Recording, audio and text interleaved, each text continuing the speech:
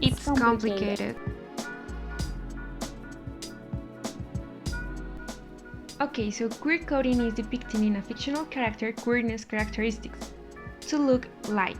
So, male characters seem feminine and the female ones portray masculine features even when their sexuality is not relevant to their story. Coding is a narrative device, neither positive or negative.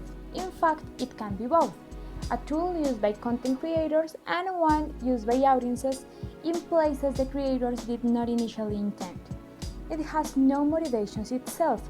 The motivations come from people who use it. The main concern is in how it is used, positive or negative. A common example you can easily find on the media is that most Disney villains are pretty odd or strange. Queer-coded anti-heroes are a new type of character who represents the unspeakable. This not necessarily means that evil is based on being queer.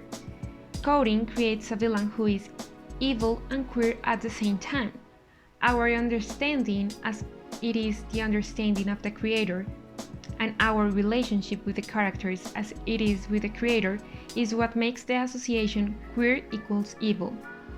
It was common to see that male characters with feminine characteristics were defined as gay, and that hypersexualized women with inhibited behaviors who enjoyed the company of other women were lesbians. Okay, we don't assert it was the case and that we invisibilize the other identifications, but it was the way our limited understanding of the topic took us to believe they were part of the LGBTQ community. Good things of queer coding? Sheena. Sheena was a heroic figure in the 90s. Her masculine demeanor and preference to be with her psychic companion made her to be claimed by the community, even when we don't know her sexual identity. Again, our understanding of the character.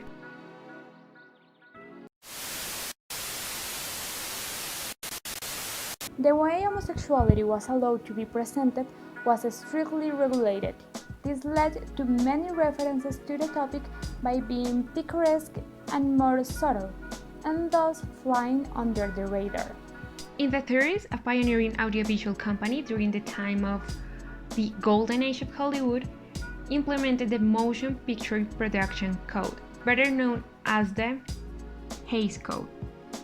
This code consisted of a set of rules governing American filmmaking over 3 decades. Pre-Hays Code, homosexual implications were mostly made for human. Then, during the 50s and 60s, Comics Code Authority was a measure of control by the American government and the conservative parties over how sexuality was presented in the media and the restricting ways in which women could be depicted. In the same way, LGBT characters were hidden in films due to a great rejection over their personifications. This doesn't mean that it was absolutely banned, but that was not explicitly described in the story, so many mechanisms such as clothes, mannerisms, and phrases were adopted to portray these characters. So if you were in the community, you felt identified, but in a secret way, where streamings and censors didn't catch up the message. Depiction of LGBTQ was negative during that period. They were seen as dangerous and sexually devious. Such characters met their ends as a punishment for their sins and or their ways of life.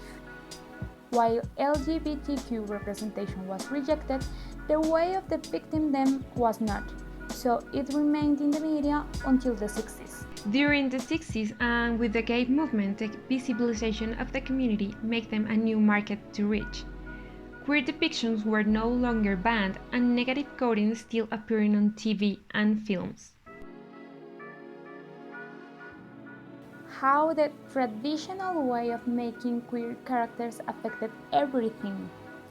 For one thing, queerbaiting creates a sexual tension between two straight characters, keeping the whole thing just out of reach.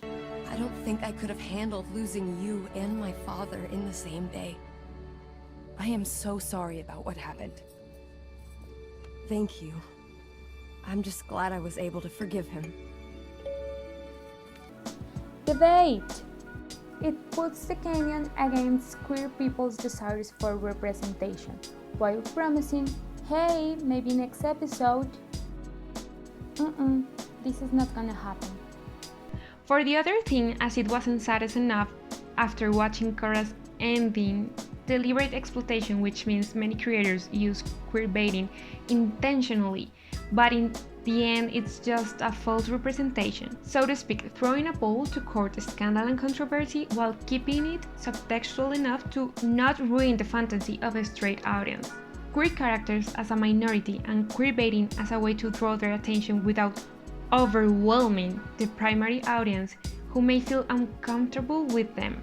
The problem for queer people is that this continues treating their stories, their hopes, and their experiences as unspeakable, something to be whispered, scrutinized, and doubted. Keeps it closeted right in front of their faces. Maybe you've heard, it is nice for you to be represented, but all the time? Okay. Remember, queerness is to stay outside of the binaries.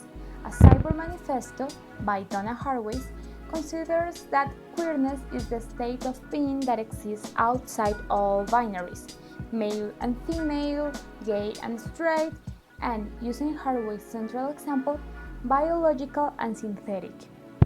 So, coding is a good tool to use when it helps to criticize and discuss gender and identity constructs. Cyborgs are in between humans and machines, so they belong to both and neither of those worlds. Characters resembling these are like in Ex Machina, more inhibited and free to manipulate men, or in Her, where she develops strong relationships with men and women all over the world.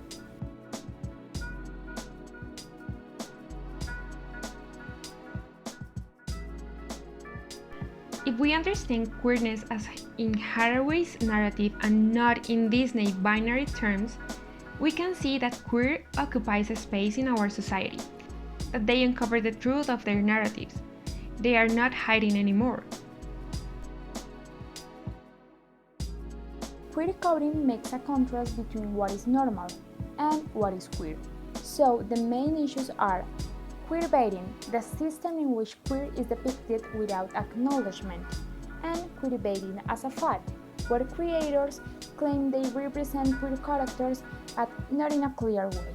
It seems many of them don't want to get too much into the matter by making an explicit representation, but they benefit by doing so.